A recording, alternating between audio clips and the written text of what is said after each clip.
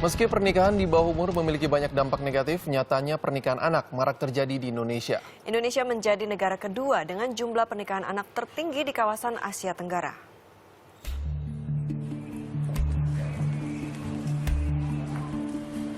Tim Satuan Reserse Kriminal Polres Metro Jakarta Utara menangkap pasangan suami istri, Rani Sutika dan Dedi Junaidi 14 September 2015 lalu.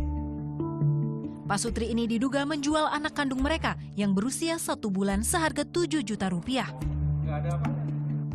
Rani 18 tahun dan Dedi 19 tahun nekat menjual buah hati mereka lantaran tidak mampu membayar biaya persalinan. Mereka menikah pada usia relatif muda dengan kondisi mental yang belum stabil. Permasalahan akibat pernikahan usia dini di Indonesia bukan baru kali ini saja terjadi. Selain problem ekonomi, pernikahan dini juga memicu kematian ibu dan anak. Berdasar data yang dirilis Koalisi 18 Plus, dalam 1 tahun sekitar 4,5 juta bayi di Indonesia mengalami malnutrisi. Dengan bobot tubuh kurang dari 2.500 gram saat dilahirkan, 359 ibu meninggal dunia setiap 100.000 kelahiran. Serta 32 bayi meninggal dunia setiap 1.000 kelahiran. Meski berbagai resiko mengintai pernikahan usia muda, namun angka pernikahan anak di Indonesia masih tinggi. Berdasarkan data Pusat Kajian Gender Universitas Indonesia tahun 2015, Indonesia menjadi negara kedua dengan jumlah perkawinan anak terbanyak di Asia Tenggara. Dalam 1 tahun, sebanyak 340.000 anak Indonesia putus sekolah dan menikah di bawah 18 tahun. Undang-Undang Nomor 1 Tahun 1974 telah menetapkan usia minimal pernikahan warga negara Indonesia, yaitu 19 tahun untuk pria dan 16 tahun untuk perempuan. Namun sayangnya saat ini masih marak terjadi pernikahan di bawah usia minimal yang diatur undang-undang. Salah satunya adalah pasangan Imam Ma'ruf dan Matus Solihah. Warga Pamekasan, Jawa Timur ini menikah pada usia sangat muda, yaitu 13 dan 12 tahun. Agustus 2014 lalu mereka menikah saat masih duduk di bangku sekolah menengah pertama. Karena usia mereka belum memenuhi ketentuan undang-undang, akhirnya mereka harus memanipulasi umur. Saya dulu kenalnya sama istri saya sejak kelas 1 SMP. Dan saya menjalin hubungan dan lalu saya menikah ke kelas 2 SMP. Umurnya diubah, Mbak. Diubah di mana, Mas? Diubah 17. Demi menuruti perintah orang tua dan menghindari perbuatan zina menjadi alasan Imam dan Matus menikah di usia sangat dini. Mereka harus menggadaikan hak sebagai anak, terutama hak untuk memperoleh pendidikan.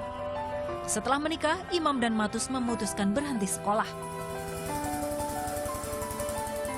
Untuk menopang hidup, mereka bekerja sebagai buruh genteng dengan upah 20 hingga 50 ribu rupiah per hari.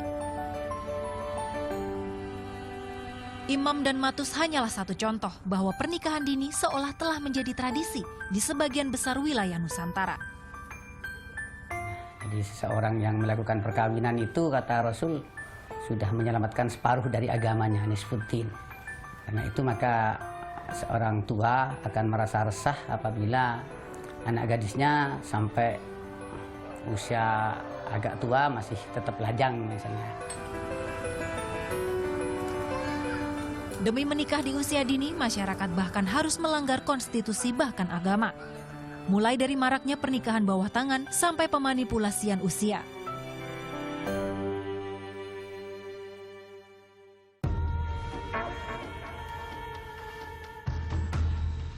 Berbagai dampak negatif bisa saja menghantui mereka yang menikah di bawah umur.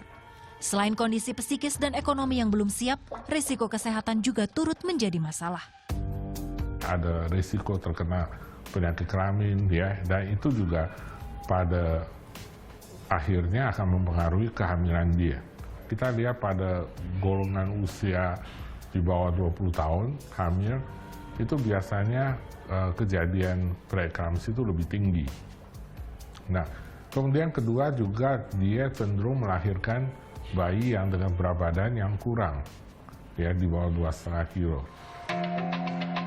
Sayangnya pemerintah justru seolah menutup mata.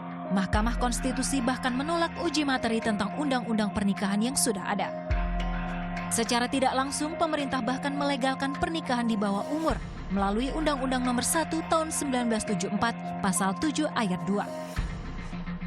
Jadi dengan undang-undang ini masih ada, masih berlaku, maka dengan sendirinya pemerintah menyetujui anak-anak dinikahkan gitu.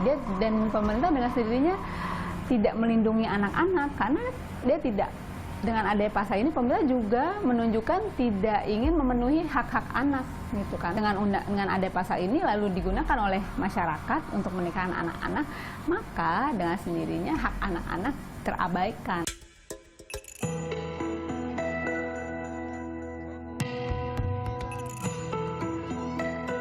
Peran negara sangat penting untuk mempengaruhi budaya masyarakat yang seolah melegalkan pernikahan anak.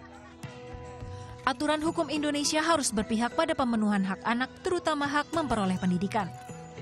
Apalagi negara telah mengatur wajib belajar 12 tahun. Artinya setiap anak Indonesia wajib bersekolah hingga jenjang SMA atau sederajat dengan usia kelulusan sekitar 18 tahun. Tim Liputan melaporkan untuk NET.